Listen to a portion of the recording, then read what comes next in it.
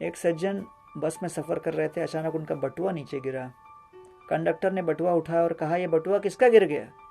तो सज्जन ने हाथ उठाया, कहा कि सर ये मेरा बटुआ है, कंडक्टर साहब मुझे दीजिए। कंडक्टर ने कहा, लेकिन इसका क्या प्रमाण है कि आपका है? तो सज्जन कहते हैं कि उस बटुए के अंदर कृष्ण का एक फोटो होगा, देखिए। कंडक्टर ने बटुआ खोला, हाँ कृष्ण का एक फोटो था। कंडक्टर ने कहा, कृष्ण का फोटो तो कोई भी लगा सकता है, ये क्या प्रमाण है कि आपका ही है? तो ये सज्जन अपना वृत्तांत सुनाने लगे। कहने लगे, कंडक्टर साहब मेरी गाथा सुनिए। मेरे माता पिता ने बचपन में मुझे ये बटुआ दिया जब वो मुझे पॉकेट मनी देते थे। उस समय उन्होंने कृष्ण का फोटो इसमें चिपका के दिया, ये विचार करके मेरे अंदर सही संस्कार हों गीता और भागवत के अनुसार।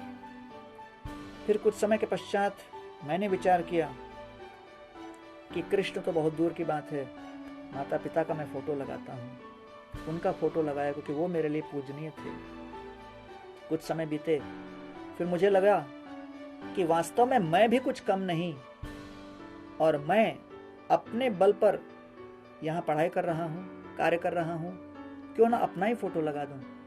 और तब मैंने अपना फोटो उनके फोटो के ऊपर लगा दिया। तत्पश्चात एक स्त्री के प्रति मेरा मोह उत्पन्न हुआ और उसके साथ मैं प्रेम करने लगा, तो उसका फोटो मैंने अपने फोटो के बगल में लगा दिया। फिर हमारा विवाह हुआ। विवाह के पश्चात एक संतान हुई, पुत्र हुआ। उस पुत्र के मोह में मैंने अपने पत्नी के फोटो के बगल में उसका फोटो लगा दिया। कुछ दिन बीते और तत्पश्चात हमारी पत्नी का देहांत हुआ। जब पत्नी का देहांत हुआ तो मैंने उनका फोटो हटा दिया, केवल पुत्र का फोटो रखा और फिर पोतों का भी फोटो उसमें आ गया। एक दिन की बात है, मैं बहुत बीमार पड़ा और मैंने अपने पुत्र से अपेक्षा की कि वो आएं और मेरी सहायता करें। उन्होंने फ़ोन पर मुझे बता दिया कि नहीं, मेरे पास समय नहीं, मैं कुछ नहीं कर सकता, आप देख लीजिए, जो हो सकता है कर लो। मेरा हृदय टूट गया और मुझे लगा जिसके प्रति हमारा इतना मोह था उनका हमारे प्रति कोई भाव नहीं। तो मैंने उनका फोटो हटाया और अंत में वही भगवान श्री कृष्ण का फोटो जो बचपन में मेरे माता पिता ने उस बटुआ में डाला था, वही अब रह गया है। और मेरे मन में ये विचार उत्पन्न हुआ है कि इस जगत में, अपनी जीवन यात्रा में कितने ही लोगों के साथ हम लोग संपर्क और संबंध स्थापित करते हुए भाव व्यक्त करते हैं, लेकिन वो कृष्ण जिन्होंने अपने जीवन के लिए हर प्रकार से व्यवस्थाएं की हैं, जल दिया, भोजन दिया, वायु दिया, शरीर में शक्ति दी, हम उनके प्रति अपनी कृतज्ञता व्यक्त नहीं कर रहे हैं।